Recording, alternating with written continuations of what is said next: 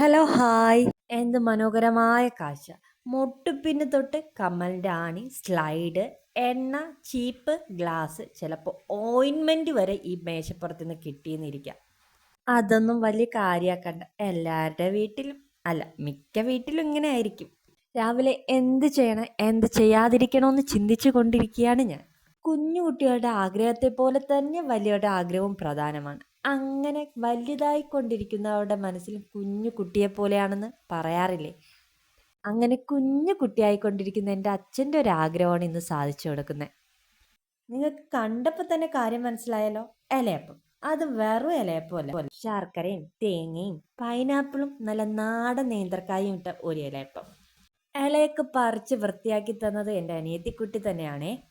കുഞ്ഞു മക്കൾ കാണുന്ന സ്വപ്നങ്ങളില്ലേ, അതൊക്കെ വലുതാണ്, എങ്കിലും നമ്മൾ സാധിച്ചു കൊടുക്കാറുണ്ട്. എന്നാൽ നമ്മുടെ അച്ഛൻ്റെ അമ്മയുടെ ആഗ്രഹങ്ങളൊക്കെ വളരെ കുഞ്ഞാണ്.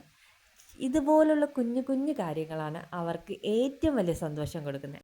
വേലയും കൂലിയും ഇല്ലെങ്കിലും എൻ്റെ അച്ഛനും അമ്മയ്ക്ക് ഇഷ്ടമുള്ളത് ഉണ്ടാക്കി കൊടുക്കാനുള്ള ഒരു കൈപുണ്യം, അതല്ല അതല്ല അതല്ല പറഞ്ഞു വന്നത്, അതല്ല, ഇഷ്ടത്തോടെ ഉണ്ടാക്കി കൊടുക്കാനുള്ള ഒരു മനസ്സ്, അതാ പറഞ്ഞത്. നോക്കിക്കോ, വേലയും കൂലി ആകുന്ന സമയത്ത് ഞാൻ ബർഗർ വരെ ഉണ്ടാക്കും. ആഹാ, കാണുമ്പോൾ തന്നെ എന്താ ഒരു ഭംഗി. നമ്മുടെ നാടൻ പലഹാരം കഴിഞ്ഞിട്ട് എന്തും വരത്തുള്ളൂ, അത് നമുക്ക് അറിയാവുന്ന കാര്യമാണ്. ഇലയപ്പം ഉണ്ടാക്കുന്നതിൻ്റെ ആദ്യത്തെ പടി ദാ ഇപ്പം കഴിയും കേട്ടോ. നെയ്യും ശർക്കരയും നേന്ത്രപ്പഴവും നമ്മുടെ പൈനാപ്പിളും കൂടി ഒന്ന് നെയ്യിൽ നന്നായിട്ട് വഴറ്റിയെടുക്കുക. ഈ ആദ്യത്തെ പടി കഴിഞ്ഞാൽ പിന്നെ ഇലയപ്പം ഉണ്ടാക്കാൻ വലിയ പാടില്ല. ആഹാ, നല്ല മഴ, ചൂടിലയപ്പം, കട്ടൻ, ഇതാണ് മനസ്സിലിരിക്കുന്നത്. പക്ഷെ മഴ ഇടയ്ക്ക് ചതിക്കുന്നുണ്ടോയെന്നൊരു സംശയമുണ്ട്. പുള്ളി ഇടയ്ക്ക് ബായ് പറഞ്ഞു പോകുന്നുണ്ടോയെന്നൊരു ചെറിയ സംശയം, അത്രേ ഉള്ളൂ. ഇടയ്ക്ക് വരും. പുള്ളിക്കാരൻ വരുന്ന സമയത്ത് വരട്ടെ. പിന്നെന്താണ്, ഇത് ചെയ്തുകൊണ്ടിരുന്നപ്പോൾ ഒരു കാര്യം എനിക്ക് ഓർമ്മ വന്നത്. പണ്ട് വട്ടം പോലും വരയ്ക്കാൻ അറിഞ്ഞുകൂടാത്ത ഞാൻ ഇപ്പം ദാണ്ടേ ചപ്പാത്തി ഉണ്ടാക്കുന്നു, ഇലയട ഉണ്ടാക്കുന്നു, ഇലയട നല്ല നന്നായിട്ട് പരത്തുന്നു.